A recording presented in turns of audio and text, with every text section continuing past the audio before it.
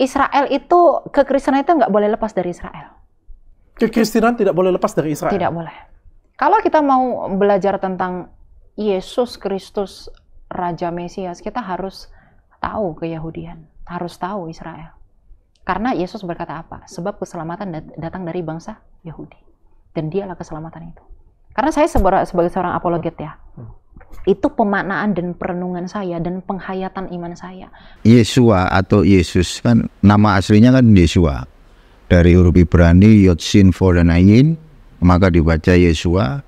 Nah, Yesua atau Yesus ini dinarasikan sebagai salah satunya ada yang dikenal sebagai Raja Mesias, dalam bahasa Ibrani itu disebut sebagai Melech HaMashiach. Yang satunya ini Mas yang bikin saya goyang ya kan. Yesus ini dinarasikan sebagai Kohen Hagadol, atau dalam bahasa, diartikan dalam bahasa Indonesia itu imam besar gitu.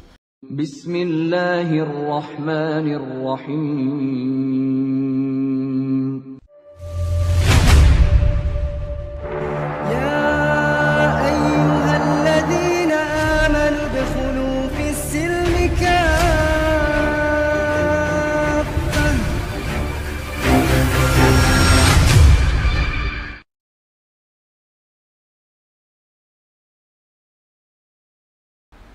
Assalamualaikum warahmatullahi wabarakatuh. Bismillahirrahmanirrahim. Kembali lagi dengan saya Bang Umar. Di sini saya ditemani dengan salah satu mu'alim kita ya, dari salah satu YouTuber ya, yaitu Ngaji Cerdas. Untuk para ikhwan fillah dimanapun Anda berada, jadi Bang Umar di sini bersama Ngaji Cerdas akan sedikit edukasi ya terkait bagaimana perjalanan Bang Umar ini waktu dulu menjadi seorang Kristen, Judaism, dan alhamdulillah bi khair, Bang Umar sudah hijrah ke Islam.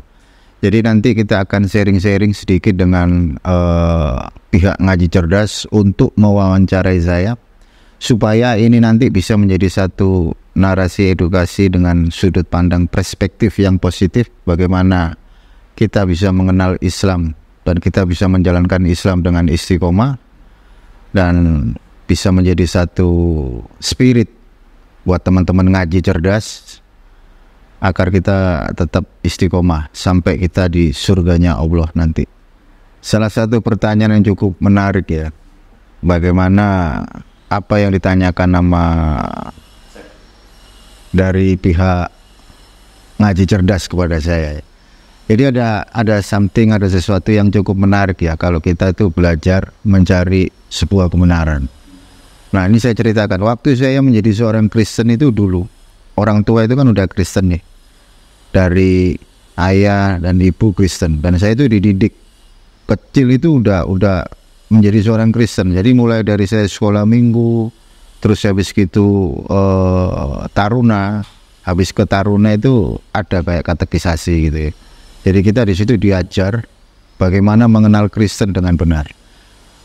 Belum nyampe situ, waktu masih kecil kita sering diajarkan terkait masalah bagaimana kita mengenal Tuhan, terus bagaimana kita itu hidup antar sesama. Jadi artinya basic pada waktu itu kita cuma siapa Tuhan kita dan bagaimana hubungan kita kepada Tuhan dan juga kepada manusia. Itu awal saya menjadi seorang Kristen sampai saya katekisasi. Habis katekisasi saya ikut pelayanan kayak gerakan pemuda itu Mas. Jadi kita sering pelayanan, kalau bisa dibilang misionaris. Tetapi pada waktu itu saya belum mengerti nih, doktrin itu belum mengerti. Terkait doktrin fundamental dari kekristenan masih belum paham. Nah, ada sesuatu yang cukup menarik pada waktu itu kan, dulu masih ada namanya Facebook segala macam kayak medsos gitu ya. Nah, secara nggak sengaja itu aku buka medsos gitu loh, FB, iya FB pada waktu itu di beranda itu ada semacam kayak dialog Mas, ada dialog terkait Islam dan Kristen. Nah, ada pertanyaan dari pihak non Kristen pada waktu itu menarasikan bahwa Tuhannya umat Kristen itu kan ada 3. Ada Bapa, ada Putra, ada Roh Kudus. Nah, sementara saya sebagai seorang Kristen, pada waktu itu saya diajarkan nih sama pendeta, Tuhan kita satu, kan gitu. Nah, akhirnya apa ya? Ada something kayak saya ini ingin bantah. Oh, non Kristen itu nggak benar ngomong Tuhan saya tiga. Tapi pada waktu itu saya belum tahu apa itu doktrin Kristen, belum tahu. Terus saya bilang itu di medsos, oh nggak bisa, salah kamu, Tuhan saya satu. Nah di situ mereka membantah saya gitu loh, membantah saya dengan menunjukkan ayat-ayat. Nah di situ saya akhirnya kan nggak ngerti nih, doktrin nggak ngerti, taunya cuma Tuhan saya satu, Tuhan Allah Israel, Yesus itu, terus sama melakukan kebaikan, nah kayak gitu. Akhirnya saya bertanya kepada pendeta. Saya tanya Pak Pendeta, Pak Pendeta, ini ada dari saudara kita kalangan Muslim yang menyatakan bahwa Tuhan kita itu tiga gitu. Tuhan kita itu tiga. Terus pada waktu itu Pak Pendeta itu menjawab, udah jangan istilahnya jangan digubris. Kamu tetap dalam jalur kamu sebagai umat Kristen, kamu lakukan kebaikan, saling mengasihi antar sesama. Cuma dia jawabnya kayak gitu. Karena itu belum waktunya buat kamu. Nah, saya itu merasa apa ya, pengen tahu gitu loh. Akhirnya saya mempelajari itu doktrin-doktrin Kristen, mulai dari yang mereka katakan bahwa Tuhan itu tiga pribadi. Saya mulai belajar nih, belajar tentang doktrin fundamental Kristen. Nah di situ saya mulai belajar nih. Ternyata benar yang diomongkan rekan-rekan Muslim pada waktu itu. Ternyata di dalam doktrin fundamental Kristen itu kan ada yang namanya konsep Trinitas, Mas. Nah itu saya pelajari dari sisi historisnya, saya pelajari itu. Mulai dari Theophilus. Theophilus itu mengajarkan satu konsep trias, mulai dari trias, Agatriados, sampai muncul Tertullianus. Tertullianus itu mengajarkan satu konsep fundamental yang dikenal sebagai tres personae una substantia discreti non separati. Nah di situ saya mulai sadar, oh iya ya. Di situ saya mempelajari skema teologi mereka itu, saya pelajari gitu. Ternyata memang benar ada Allah yang esa dengan tiga pribadi yang dikenal sebagai Allah Bapa, Allah Putra, dan Allah Roh Kudus. Nah di situ saya mulai goyang, Mas, mulai bimbang. Loh, Kristen kok seperti ini gitu loh. Sementara saya kan diajarin nih sama Pak Pendeta ya, di dalam Alkitab itu kan dinyatakan bahwa Allah itu esa. Di dalam PL dan dalam PP dinyatakan bahwa Allah itu esa. Sementara ketika saya mempelajari doktrin ini, kok ada konsep yang dikenal sebagai tres personae una substantia discreti non separati. Artinya ada tiga pribadi gitu loh. Nah di situ saya mulai goyang nih, mulai goyang. Saya pelajari terus sampai kepada saya berpikir, oh berarti saya nggak cocok nih, nggak cocok di doktrinnya gitu loh. Tapi saya masih tetap Kristen pada waktu itu. Dan saya meninggalkan corak Trinitas itu. Dari corak Trinitas saya beralih ke Mesianik. Mesianik itu kita Kristen tapi konsepnya masih Hebraic roots, dalam akar Ibrani. Nah di situ saya pelajari itu semua, Mas. Tetapi ada something yang membuat saya apa ya, goyah gitu loh. Kalau dalam akar Ibrani ya, Yesua atau Yesus kan nama aslinya kan Yesua. Dari huruf Ibrani Yod Shin Vav dan Ayin, maka dibaca Yesua. Nah Yesua atau Yesus ini dinarasikan sebagai salah satunya ada yang dikenal sebagai Raja Mesias. Dalam bahasa Ibrani itu disebut sebagai Melech Hamasia. Yang satunya ini, Mas, yang bikin saya goyang ya kan. Yesus ini dinarasikan sebagai Kohen Hagadol, atau dalam bahasa, diartikan dalam bahasa Indonesia itu imam besar gitu. Sementara kalau saya pelajari dari sudut pandang Jewish, dalam perspektif Jewish, imam itu harus dari suku Lewi, Mas. Sementara Yesus sebagai Raja Mesias dia dari suku Yehuda. Jadi ada something yang confused di situ. Nah akhirnya saya meninggalkan itu gitu loh. Saya mulai belajar terkait apa itu Judaism. Saya diajar oleh dua rabi, Rabi Simon Peret dan juga satunya rabi siapa ya, agak lupa ya ini. Pokoknya di bawah naungan Etz Chaim, pengawasnya adalah Rabi Tovia Singer. Nah akhirnya saya belajar itu Judaism. Terus akhirnya dari Judaism kurang lebih berapa tahun itu ya, ada sekitar 3-4 tahun saya mempelajari itu. Terus saya pernah itu sharing kecil dengan seorang rabai yang ada di Indonesia. Dia bilang kayak begini, cahaya Islam itu sudah ada loh katanya, sejak zaman Adam. Coba di mana literatur itu, narasi-narasi seperti itu ya kan. Dan akhirnya saya ini kan orangnya pengen tahu mas.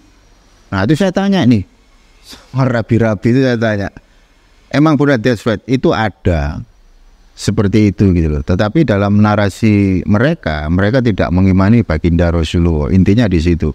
Mereka tidak mengimani baginda Rasulullah sebagai nabi atas bangsa Israel, melainkan atas nabi untuk kalangan bangsa Arab kan gitu. Dan akhirnya saya mulai nih mempelajari Islam. Terus saya berpikir, saya bertanya kepada rabi tersebut, jika memang cahaya Islam sudah ada, kenapa Anda kok nggak masuk Islam kan gitu? Ini pertanyaan saya kepada beliau. Secara logika kalau memang cahaya Islam itu sudah ada di eranya Adam, kenapa kalian kok nggak masuk Islam kan gitu? Pertanyaan saya itu kepada mereka itu. Terus dia juga menjawab secara logika. Kami dilahirkan sebagai seorang Jewish, kami mengikuti perspektif Jewish mereka gitu loh. Karena itu adalah warisan. Jadi iman Judaism itu warisan mas. Jadi turun temurun dari nenek moyang, nanti turun lagi gitu loh. Makanya perspektif pengajaran mereka itu kan turun temurun gitu loh. Sama kayak dijelaskan dalam Pirkei Avot. Moshe kibul Torah misine umsara liuswa liuswa. Jadi ketika Musa menerima Torah dari sini diteruskan kepada Yehosua, Yehosua diteruskan kepada orang bijak atau Shekenim. Orang-orang bijak, habis dari orang-orang bijak diteruskan kepada para nabi, neviim, habis para nabi diteruskan ke majelis besar atau Knesset Agodolah. Nah kayak itu. Dan akhirnya saya mempelajari nih yang namanya Islam nih. Sedikit banyak saya belajar tentang Islam gitu loh. Saya bertanya kepada teman-teman ya kan, dan saya mulai belajar tentang Islam. Ada something yang membuat saya menarik di Islam gitu. Nah, ketika saya mempelajari Islam ada satu frasa ya bagi saya pada waktu itu, kenapa saya kok memilih Islam kan gitu. Pertanyaan yang cukup logis. Dari Kristen Judaism sampai ke Islam, kenapa saya harus memilih Islam ini gitu. Ada sesuatu yang menarik ya di Islam itu. Satu frasa yang membuat saya masuk di Islam itu, ayat pertama kali turun itu kan ada frasa Iqra mas, bacalah. Jadi Islam mengajarkan satu konsep basic terlebih dahulu gitu. Jadi artinya ketika kita mau tahu tentang siapa Allah kita, kita disuruh baca dulu kan gitu. Kan kalau yang saya pelajari sebelum saya Islam itu kita bukan disuruh baca dulu kan gitu. Beda kalau Islam itu kita disuruh baca gitu ya. Artinya baca bukan kerja kan gitu mas. Kan gitu ya. Bagaimana orang itu bisa kerja kalau dia nggak baca dulu kan gitu. Ini konsep basic yang diajarkan Allah Subhanahu wa taala kepada umatnya. Bagaimana kita bisa mengerti Quran, bagaimana kita bisa mengerti siapa itu Allah Subhanahu wa taala kalau kita nggak membaca terlebih dahulu kan gitu. Berbeda dengan iman saya yang dulu gitu. Kalau iman saya yang dulu belum apa-apa kita sudah disuguhi contoh misal kayak yang tertulis di sini ya. Bereshit bara Elohim et as-samayim fi et haaretz. Jadi belum apa-apa kita sudah disuguhi nih dengan narasi pada mulanya Allah menciptakan langit dan bumi. Sementara kita nggak ngerti pada waktu itu bahasa Ibrani-nya kayak gimana. Berbeda dengan Islam, bagaimana kita bisa tahu tentang Islam, maka kita disuruh baca dulu. Iqra dalam perspektif Islam itu kan kita belajar baca ini. Huruf hijaiyah mulai dari basic sampai kita benar-benar mengenal apa itu Iqra dengan perfect. Nah, di situ saya tertarik dengan Islam gitu loh. Tertarik dengan Islam dan akhirnya saya memutuskan pada waktu itu saya pergi ke Masjid Al-Akbar ya. Itu saya sendirian mas. Jadi dalam hati saya udahlah, Saya berangkat sendiri, nyampe di Masjid Al-Akbar, saya ketemu sama takmirnya. Terus akhirnya saya ditanya, keperluannya apa di sini? Saya mau masuk Islam. Nah, terus habis itu saya ditanya, alasan Bapak ini masuk Islam apa, kan gitu. Kan banyak Mas, orang itu masuk Islam karena dia nggak punya uang. Alasan dia masuk Islam kenapa? Karena ingin menikah. Itu saya ditanyain. Itu prosesi saya ditanyain kurang lebih 2 hari Mas. Jadi saya menjelaskan sama seperti kejadian saya. Jadi saya ceritakan semua itu sama takmir Masjid Al-Akbar itu. Jadi saya dulu ini seorang Kristen Pak. Dari Kristen ke Judaism sampai akhirnya saya itu memilih Islam dan akhirnya saya datang ke sini. Saya disodori beberapa pertanyaan itu. Nah, pertanyaan-pertanyaan itu contoh misal, kenapa Anda kok bisa masuk ke Islam? Jadi saya jelasin itu semua. Mulai dari Kristen, Judaism ke Islam dan alhamdulillah bi khair pada waktu itu tanggal 10 bulan 10 tahun kemarin prosesi syahadat saya itu di Masjid Al-Akbar ditemani sama Ustadz Mena Kemali, Godondi dan teman-teman yang lain. Nah, di Surabaya. Nah, itu singkatnya seperti itu Mas. Dulu kan saya nggak tahu itu siapa Ustadz Mena Kemali ya. Nah, saya kan dulu orangnya nggak pernah nih buka-buka medsos gitu loh. Nah, di situ ada Ustadz Mena Kemali gitu loh. Kalau nggak salah itu ya membahas terkait masalah Mekah. Terus habis gitu yang lain itu masalah konsep fundamental ya, teologis dari sisi ketuhanan gitu loh. Nah, saya berdebat itu dengan Ustadz Mena Kemali di Facebook. Tapi saya belum mengerti siapa beliau gitu loh ya.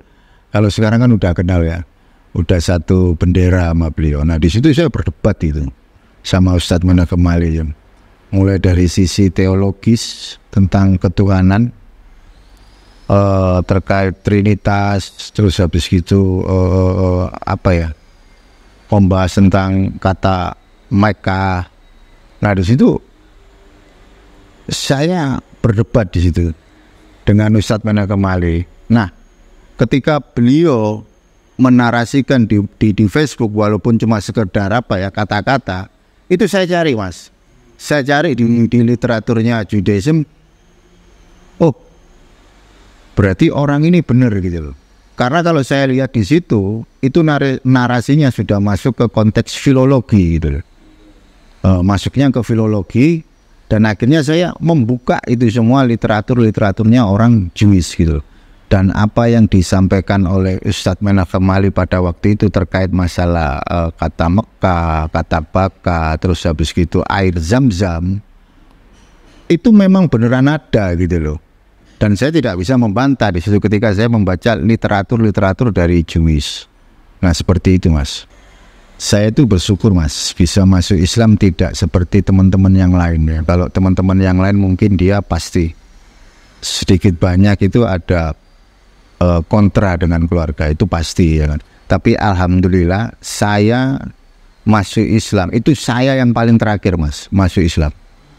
Jadi saudara-saudara saya itu mereka sudah Islam lebih dulu daripada saya. Jadi saya itu paling terakhir masuk Islam. Nah, di situ ya nggak ada masalah. Artinya saudara-saudara saya itu malah tambah seneng. Pernah Mas, waktu saya sakit, iya kan, kalau orang sakit pasti didoain kan. Yeah. Tapi saya pada waktu itu masih Judaism, masih imannya ke Jewish. Saya sakit ya kan, terus saudara saya datang, bukannya didoain malah bilang gini Mas, kamu kalau mati kamu nggak ketemu sama Allah katanya. Loh, kenapa? Orang kamu bukan Islam katanya itu. Nah, narasi-narasi seperti itu nggak saya gubris ya kan pada waktu itu. Terus saya sembuh, ya kan, saya sembuh, tetap nggak saya gubris ya kan. Dan akhirnya beberapa tahun saya masuk Islam dan keluarga itu open minded gitu loh, welcome gitu loh. Karena yang masuk Islam terakhir itu saya gitu loh. Justru saudara-saudara saya, adik-adik saya itu sudah duluan dia masuk Islam gitu.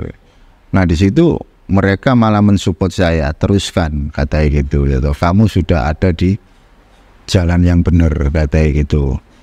Akhirnya ketika saya masuk Islam, nggak ada kontra dengan keluarga, dan itu berjalan lancar sampai sekarang. Saya menyimpulkan dari setiap religionnya, kan ada narasi dari kalangan scholar itu ya, the three religion of Abraham, mulai dari Judaism, Kristen, Islam. Jadi ketika saya mempelajari sesuatu yang terkait dengan manuskrip kitab suci itu, saya kumpulkan semua, Mas. Dari Bible, terus Torah, Nevi'im, Ketuvim, serta sumber primer yang lain, terus Quran, itu saya kumpulin semua, Mas. Saya cari kebenarannya di mana gitu. Nah, ketika saya mempelajari Kristen, ada yang janggal dalam diri saya kan gitu. Ketika saya mempelajari Judaism, saya bukan seorang Jewish. Ketika saya mempelajari Islam, Islam ini dinarasikan untuk segala umat kan gitu. Nah, di situ saya mempelajari itu, mulai dari konsep ketuhanan dari Kristen, terus bagaimana Tuhan dari Judaism, terus bagaimana Allah dari Islam, itu saya pelajari itu. Ada sesuatu yang berbeda.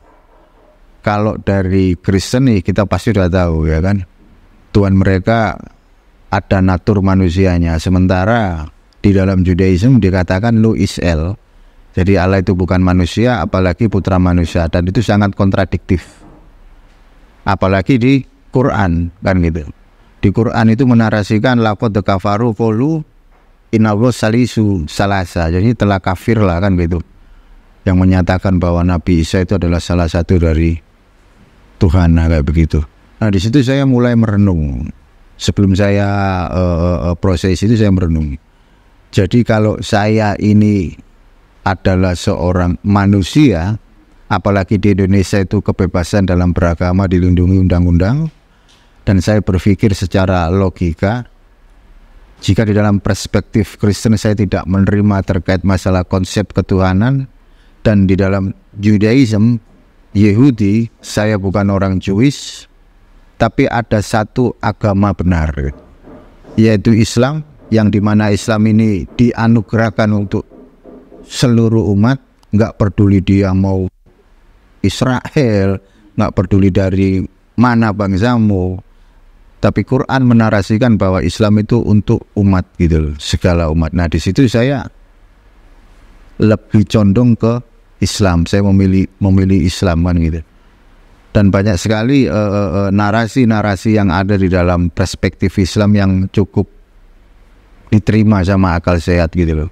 Beda kayak di Kristen, karena saya juga nggak mau menjelekkan iman saya yang lama.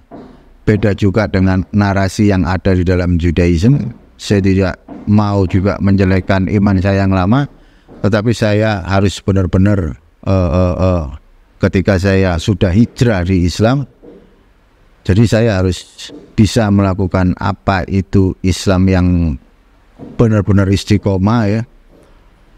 Nah, situ saya mulai belajar, Mas. Contoh misal saya membaca Al-Fatihah itu beserta sanad itu aja lama loh saya. Jadi konsep mempelajari Quran sebenarnya, karena Quran itu kan, di dalam Quran kan memakai bahasa Arab kan gitu. Di dalam kultur budaya Semitik, jadi tidak terlalu susah. Karena saya juga mempelajari Hebrew language, yaitu bahasa Ibrani, di dalam satu rumpun Semsores. Jadi nggak seberapa susah gitu loh. Artinya ketika saya mempelajari Quran, di situ saya seringkali kalau saya nggak tahu, saya telepon kiai, saya telepon Pak Ustadz, nah gitu. Jadi apa yang ada di dalam Islam itu bagi saya itu penting. Makanya saya pernah bikin statement begini, silakan ambil semua yang ada di dalam diri saya, tapi tolong, ya Allah, tolong jangan ambil keislaman saya. Nah, saya seperti itu. Dan ketika saya tahu tentang siapa itu baginda Rasulullah dan juga para sahabat, ada satu sisi historis yang cukup menarik, yang menjadi prioritas buat saya gitu loh. kalau baginda Rasulullah dan sahabat itu bisa menghidupkan Islam kan gitu. Karena sebagai umat Islam kita tidak boleh cari hidup dalam Islam kan gitu. Bagaimana caranya kita itu menghidupkan Islam? Kalau baginda Rasulullah dan para sahabat bisa, kenapa saya nggak bisa kan gitu. Nah di situ saya mulai terus belajar dan sampai kapanpun saya harus belajar apa itu Islam yang benar-benar perfect. Nah kayak begitu mas. Oh kalau ini gini mas, ini namanya Torah, Nevi'im, Ketuvim, ini disebut Tanakh, akronim. Jadi kalau saya sandingkan dengan Quran, ini kan Quran. Quran itu menarasikan begini mas. Nabi sallallahu alaihi wasallam kan pernah berkata, membenarkan kitab sebelumnya kan gitu, Taurat dan juga Injil kan gitu. Masalahnya di sini, ini udah masuknya ke kajian manuskrip mas. Iya. Enggak, paling saya singkat lah, 5 menit kan bisa. Dan di dalam Quran juga ada narasi tentang apa itu Taurat, apa itu Zabur, apa itu Injil kan gitu. Namun di Quran juga dinarasikan bahwa mereka telah mengubah firman Allah dengan tangan mereka kan gitu. Kalau mereka mengubah firman Allah dengan tangan mereka, artinya ada sesuatu yang ditulis dalam bentuk sebuah kitab.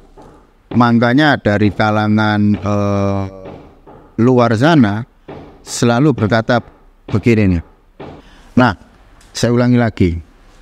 Quran menarasikan pada waktu itu kan ada narasi di Quran itu Nabi sallallahu alaihi wasallam berkata untuk membenarkan kitab sebelumnya yaitu Taurat. Nah, di sini ada Taurat nih. Terus habis gitu Injil, dan di Quran juga ada satu narasi tentang Taurat, Zabur dan Injil. Terus di Quran juga ada narasi bahwa mereka telah mengubah firman Allah dengan tangan mereka. Dengan tangan mereka artinya ada sesuatu yang ditulis. Nah, artinya ketika kita membaca Taurat ya, di sini kan ada Torah mas. Nah, Quran ini sebagai pedoman saya. Kalau di Quran menceritakan tentang Torah dan ada narasi bahwa firman Allah telah dirubah sama tangan mereka, kira-kira ini Torah yang saya pegang ini asli nggak? Tentu tidak asli dong. Kenapa? Karena mereka telah mengubah dengan tangan mereka, artinya ditulis. Nah, ketika ada narasi seperti itu, kan saya kan sering nih terjun di dunia dialog nih. Quran harus bisa membuktikan bahwa kitab Taurat itu dirubah. Nah, sekarang kita belajar dari sisi historis. Ini Torah yang saya pegang. Di sini kan ada Torah. Ini versi Masoret, mas.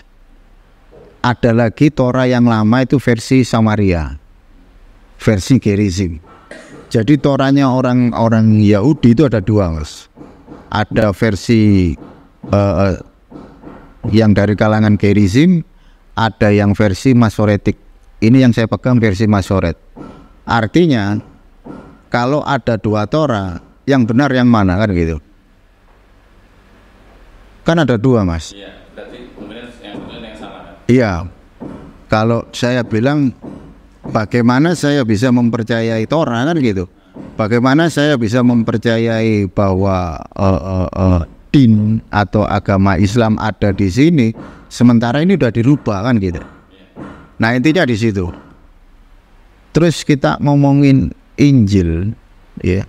Di sini juga ada Injil di Quran ini kan Injil kabar baik. Dalam bahasa Ibrani Besora, kalau diartikan dalam bahasa Indonesia itu kabar baik. Bagaimana saya bisa mengimani Injil mereka kan gitu?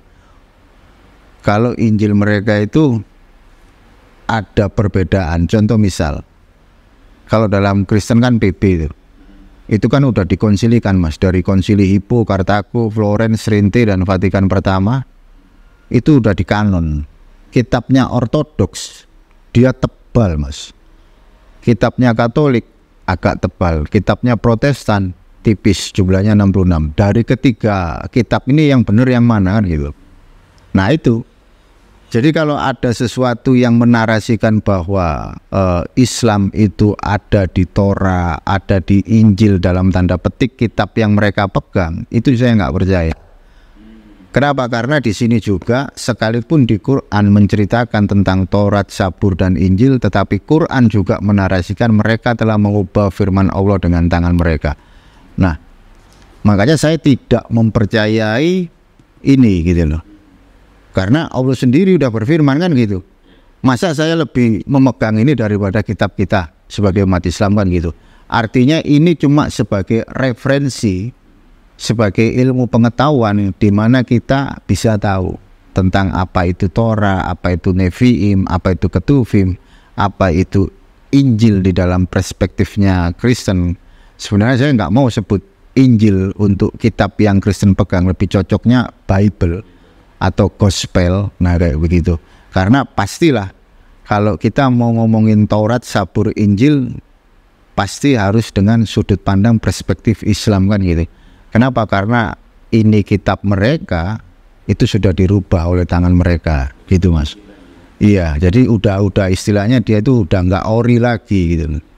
Buktinya apa? Torah mereka ada 2. Terus Bible mereka yang udah dikonsilikan dari Hippo, Kartago, Florence, Trinity, Vatikan Pertama itu banyak sekali varian-varian Mas.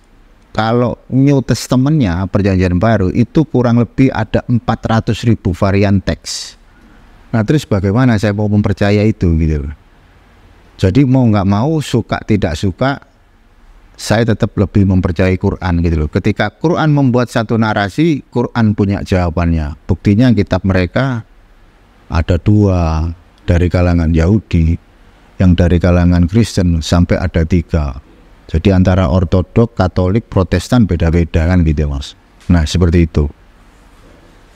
Kalau di tangan itu apa? Ini huruf Ibrani dulu. Apa artinya? Ini nenek moyang bangsa Israel. Iya. Berarti sebegitu.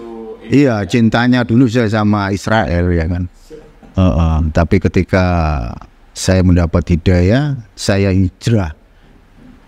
Jadi saya sudah enggak lagi memakai nama-nama yang berbau golongan mereka. Jadi hijrah saya bukan sekedar iman saya gitu.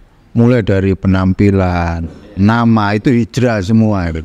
Nama Al-Faris itu terinspirasi dengan apa itu? Saya sangat suka dengan perjuangan dari Sayyidina Umar bin Khattab. Beliau ada cerita yang cukup menarik ya. Baginda Rasulullah itu pernah bilang kayak begini, seandainya ada Umar gitu kan, di waktu di eranya Baginda Rasulullah kan ada 2 Umar kan gitu. Seandainya ada 1 Umar kan gitu. Nah pada waktu itu Sayyidina Umar itu dia pulang ke rumah gitu. Nah kebetulan dia waktu pulang ke rumah itu ada dari siapa gitu, dari keluarganya ketahuan baca Quran kan, marah itu Sayyidina Umar. Dia ambil pedangnya, dia mau samperin Baginda Rasulullah untuk dibunuh kan gitu. Nah ketika Sayyidina Umar itu tiba di rumah Baginda Rasulullah, di situ ada sahabatnya satu itu. Sahabatnya bilang begini, ya Rasul, kalau Umar bin Khattab itu dia istilahnya masih mau hidup, hendak mau dibunuh itu si Umar kan gitu. Terus kata Baginda Rasulullah, disuruh masuk ke kamar kan gitu. Nah ketika Sayyidina Umar ini masuk, iya kan, ketemulah dengan Baginda Rasul. Ditanya sama Baginda Rasul, wahai Umar katanya gitu, tidakkah kau percaya kepada Allah dan Rasulnya? Itu Umar tertunduk. Ditanya lagi, wahai Umar bin Khattab, tidakkah kau percaya kepada Allah dan Rasulnya? Dia duduk sampai ketiga kali dengan pertanyaan yang sama. Akhirnya Sayyidina Umar ini syahadat. Iya, terdengar takbir. Nah, setelah itu dia bertanya sama Baginda Rasulullah, ya Rasul, berarti Islam itu benar? Iya benar. Berarti golongan Quraisy itu salah? Iya salah. Ya sudah, kita perangi mereka. Nah, semangat dari Sayyidina Umar itulah yang menginspirasi saya gitu untuk memakai nama itu. Seperti itu. Oh ini pejuang nih. Iya, bagi saya mereka pejuang. Oke. Oh saya nggak peduli. Contoh misal kayak itu sering kali Mas pertanyaan ya. Saya itu ditanya, Mas Umar, Jangan sampai Anda salah guru hanya karena saya ada 2 foto ini, kan gitu. Hanya karena ada 2 foto ini, saya dibilang jangan sampai salah guru. Terus saya bilang sama mereka gitu, salahnya di mana saya istilahnya pro dengan Habib Rizik, saya pro dengan Habib Bahar, salahnya di mana? Saya bilang begitu. Kan banyak stigma negatif yang mereka lontarkan. Saya terus ngomong, di era Rasulullah itu ada sahabat yang tegas, ada sahabat yang lemah lembut, ada sahabat yang lucu. Nuaiman itu lucu betul. Kadang gini Mas ya. Nah ketika saya ditanya tentang ini, saya ngomong begini aja. Apakah ada dari kalian, atau kita ngomongin secara universal, apakah negara pernah dirugikan sama kedua tokoh ini? Kan gitu. Ini nggak apa-apa itu ya. Ini politik loh, bahaya.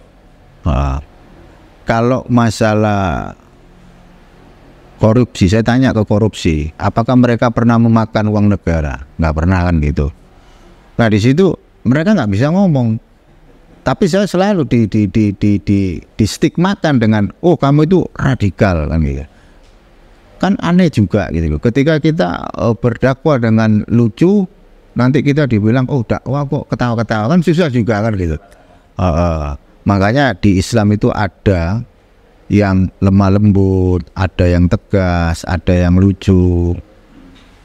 Artinya kita harus bisa merangkul semua tanpa harus membedakan. Nah kayak gitu Mas.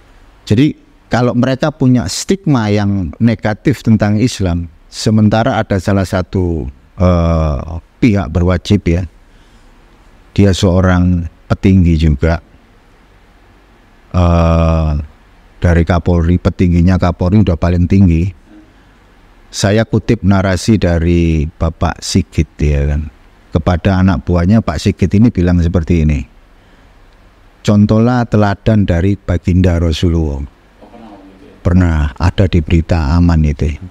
Nah kalau sekelas Bapak Sigit yang adalah saudara kita umat Kristen bisa ngomong seperti itu, terus kenapa kalian punya stigma negatif tentang Islam? Berarti ada sesuatu yang salah dalam pemikiran dia gitu loh. Nah seperti itu Mas. Nah teman-teman, di sini ada produk bagus nih, namanya Sultan Parfum. Parfum para perindu surga. Nah, di sini ada 4 macam produk nih. Yang pertama, parfum dengan aroma Raudhoh. Parfum dengan aroma Hajar Aswad. Parfum dengan aroma Kasturi. Dan yang keempat adalah parfum aroma 2000 bunga.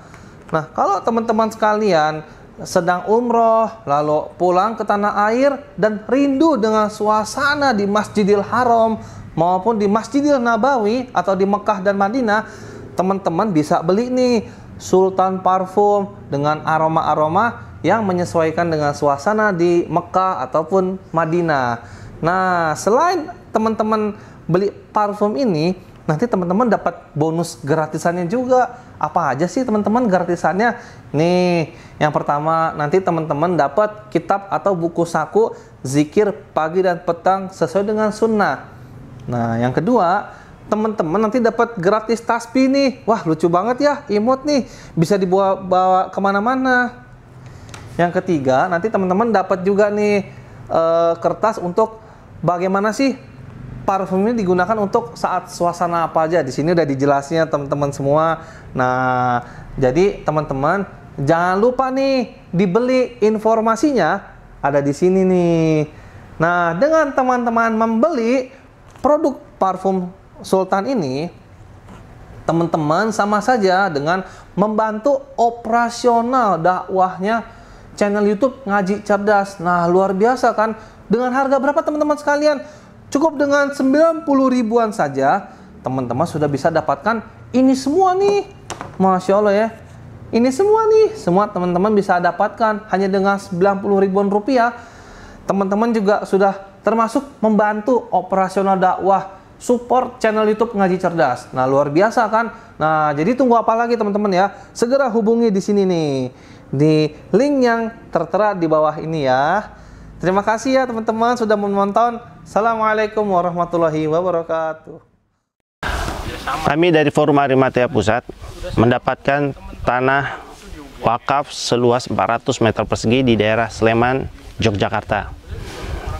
Tempat ini selain dibangun untuk masjid, juga kita akan mendirikan pondok rehabilitasi akidah, yang mana sejak 2003 kami sering menangani kasus orang mu'alaf ataupun orang yang dimurtadkan dari Islam. Nah, jadi kita butuh satu tempat untuk merehabilitasi akidahnya, pemikirannya. Bahkan ada juga dulu kami pernah menangani orang ikut aliran sesat seperti aliran Ghafatar. Nah, butuh tempat untuk konsentrasi, membimbing mereka, mendidik mereka untuk kembali kepada Islam yang kafah. Maka besar harapan kami untuk teman-teman dari sahabat ngaji cerdas untuk membantu pembangunan dari masjid dan pondok rehabilitasi akidah. Atas bantuannya kami mengucapkan jazakumullah khair. Kurang lebihnya demikian. Assalamualaikum warahmatullahi wabarakatuh.